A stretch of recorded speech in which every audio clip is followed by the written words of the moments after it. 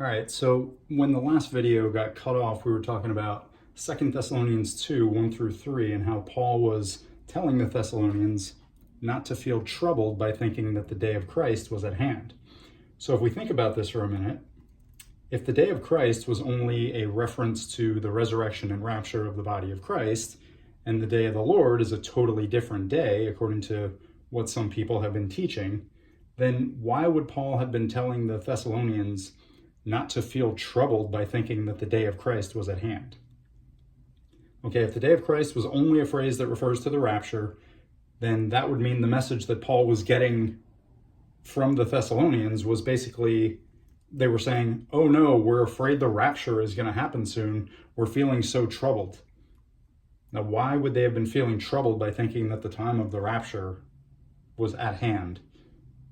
That would not make any sense, because if anything, that would be a reason for them to be rejoicing. They would be happy about it, that the day of Christ was at hand. So the Thessalonians were not feeling troubled because they thought the rapture was going to happen soon. They were feeling troubled because they thought that the end times events of the day of the Lord were at hand.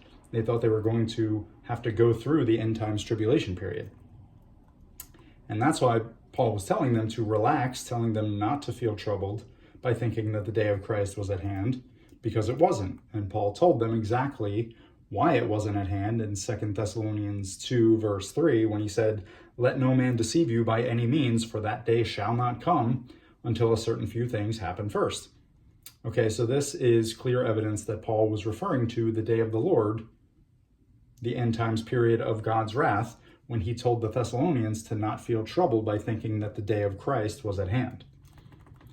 All right, and then the last one we have here is 1 Thessalonians 5, 1 through 3. So this is where Paul wrote his most prominent resurrection and rapture passage in 1 Thessalonians 4, 16 and 17, right before the very next topic that he immediately transitioned into, which was talking about the day of the Lord. "But of the times and the seasons, brethren, ye have no need that I write unto you, for yourselves know perfectly that the day of the Lord so cometh as a thief in the night." Okay, so this is not a coincidence. The fact that Paul's placement of these two passages back to back within the same context was about the resurrection and the rapture, and then immediately going into talking about the coming of the day of the Lord. Okay, so the first passage, resurrection and rapture. Next passage, talking about the day of the Lord.